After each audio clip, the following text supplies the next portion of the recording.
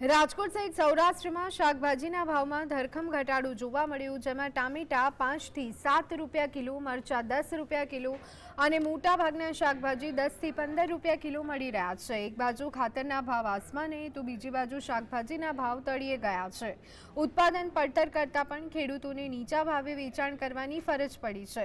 ખેડૂતોને આ વર્ષે મોટાભાગની જણસના ભાવ નથી મળી રહ્યા, તો હવે શાકભાજીના ભાવમાં પણ ધરખમ ઘટાડો જોવા મળ્યો। અમે તો દલાલ છે, પેટી વાળા, હરિઓમ ટ્રેડિંગ વાળા। શાકભાજીમાં મંદી હાલે છે 1.5 મહિનાથી। શું ભાવ પહેલા હતા, અત્યારના શું ભાવ? અત્યારે બધું રૂપિયા 2 રૂપિયા કિલો હે। ચોકલેટના ભાવમાં બધું મળે?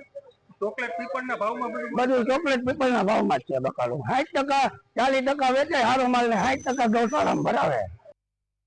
તમે તો 60 રૂપિયાના ખેત ગયા, કેટલો ભાવ મળવો જોઈએ, કેટલો ભાવ છે અત્યારે 2 રૂપિયા ભાવ છે ને 15 થી 20 રૂપિયા તો સામાન્ય હોવો જ જોઈએ। મજૂરી થઈને કેટલો ખર્ચ થાય છે? એટલે મજૂરી તો બહુ થાય, એમ કેટલો ખર્ચ થાય છે? વધે છે શું પૈસા માટે? પૈસા તો કાંઈ નહીં વધે।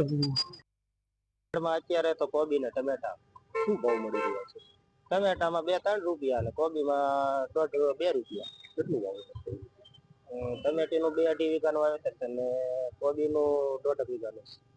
યાર્ડમાં ભાડાના પૈસા નીકળે ને એવું થયું ને? 50 રૂપિયા તો જબલે અને ભારીએ ભાડું જાય, એમાં ક્યાં ભાડા ના થાય? વિચાર કરો, કેટલી મહેનત કરતા હોય ને આવું મહેનત તો કરવી પણ ભાવ ન મળે તો શું કરું? ન છૂટકે